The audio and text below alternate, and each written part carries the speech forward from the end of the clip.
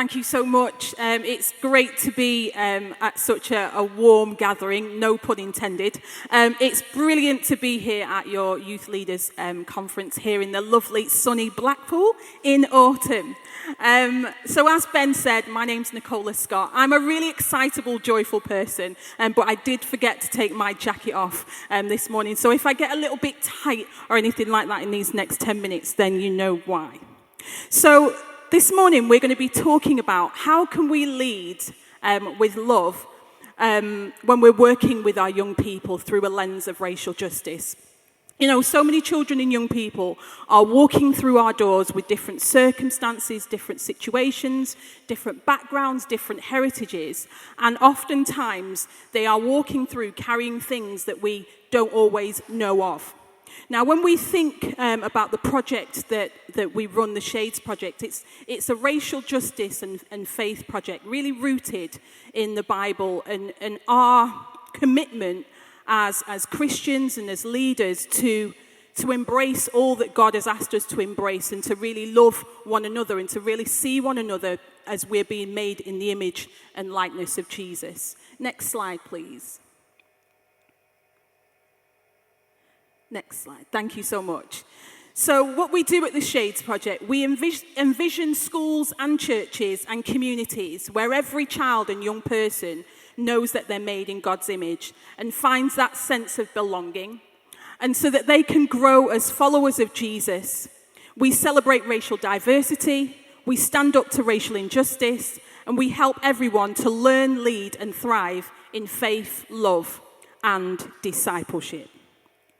Now, when we think about the 10 Commandments, you know, some of us are racing and thinking, yes, I am great at meeting those 10 Commandments. And then there are others of us who are like, I'm really stuck at number 1. And when we think about them, some of them are harder to fulfill than others, depending on who we are, depending on our background and our circumstances. But the Bible clearly teaches us that humanity, and especially young people, need the love of Jesus.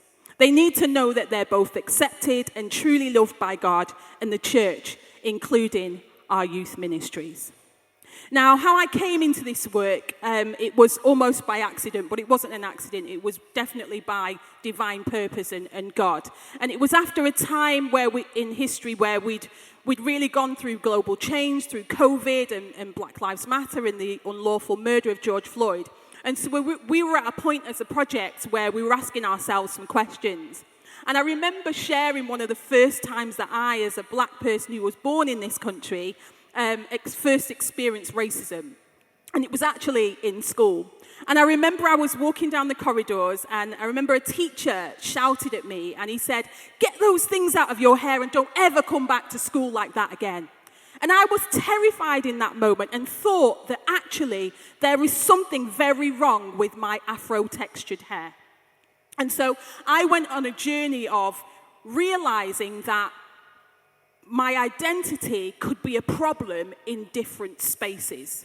And it started in the education system. Next slide, please. I want us to just look at this quote. And this will help us in the next 5 minutes of this talk. And it says, the beauty of anti-racism is that you don't have to pretend to be free of racism to be an anti-racist. Anti-racism is the commitment to fight racism wherever you find it, including in yourself, and it is the only way forward. And I want us to just think about this week, wherever we've been, whether we've been doing the Tesco food shop, or whether we've been online, or whether we've been seeing people at work. And I want you to think about who are some of the people that you've come into contact with? How did you engage with them? What were some of the thoughts that crossed your minds? Did you see them the way that you see other people that come from the same race as you?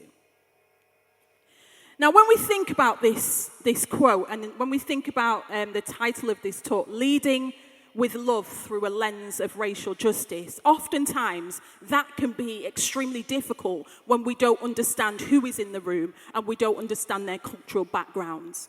But just to give you a little picture, when you come from a diverse background and you step into a space where most people don't look like you, oftentimes you spend a lot of your of your time trying to think, how can I fit in to the place where I'm at, whether it's a school, whether it's nursery, whether it's church, you're constantly trying to fit in to the majority. And that can take a lot of work. It can be a lot of pressure. And when we're thinking about our young people entering our doors and our spaces, oftentimes they're trying to forget where they've come from in order to be accepted and to find that sense of belonging. So for us as youth leaders in the room, if we understand that these young people are going through all of this just to fit into this one space, then it can't be that much of a job for us to try and learn actually about some of these cultural nuances and about people from the global majority and how some of the challenges that they experience. So I just want to go on to this next slide. These are some of the challenges that some of our young people may be facing. Over-policing, mental health, disruption in the education system, exclusion, and I'm sure we can think of many more of these challenges. Next slide, please. And I'm really sorry that I'm having to rush this. So here we're thinking about cultural humility. And that is being able to understand our own privilege, our own background, our own sense of self, but then not expecting that of every single other young person that walks through our doors. So you may have met somebody like me, but then you may meet somebody else who looks similar to me, but does not have the same background, does not have the same life or lived experiences. And essentially, you're allowing the children and young people to be the own experts of their own identity, rather than assuming that because I know one or two people of Asian heritage from the global majority, then that must mean that everybody has that same level of experience and thinking.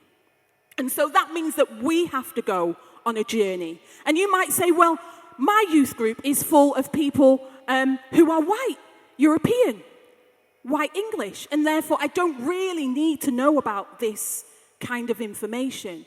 But if we're preparing young people for the kingdom of God, if we're preparing young people for the world, then actually that is the global majority.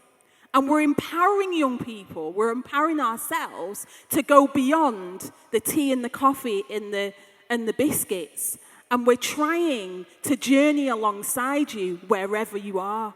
And if that's where you've been in a position of displacement, or if you're in a position where you're trying to learn the English language, or you're just trying to find your place, if I can come alongside you, if I can understand you, if I can take the time to break down some of those barriers, then maybe our churches and our youth groups would be more diverse because of the sense of belonging that we create in those moments. So how can a youth group or leader help to support a young person experiencing some of those challenges? And that's the next slide, please. Next slide, please. So I'm not sure if you can see this, but this is some of the work that the Shades Project has been working hard at within our diocese in Manchester. And it's really about us creating safer spaces to have difficult conversations. And so we run workshops. One of them you'll be able to access today with my colleague Tasha. And this is about giving us the opportunity to have some uncomfortable conversations. I had one young person in a workshop that said, "Miss, I just feel that racism is all my fault as a white young boy." And I said, "It's not your fault, but the fact that you have that deep compassion, that deep compelling within you is actually an opportunity for us to use that. And to give you the equipment and the tools and the knowledge to say, I have compassion and I have empathy. I want to be a solution to this problem." We then, it's Black History Month, for those of you who might not know, it's celebrating October.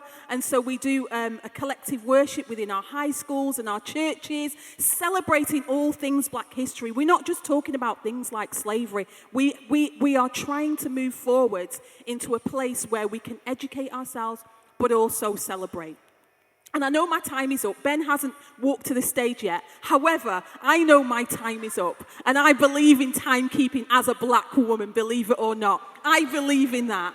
And so if you do want to find out more information about the Shades Project, feel free to come and chat to me. We're also on social media as well. But we believe in equipping and supporting churches and schools. So if it's something that, you'd love to hear and learn more about, then feel free to come and have a chat with myself or Tasha. Thank you so much. Thank you. Hello?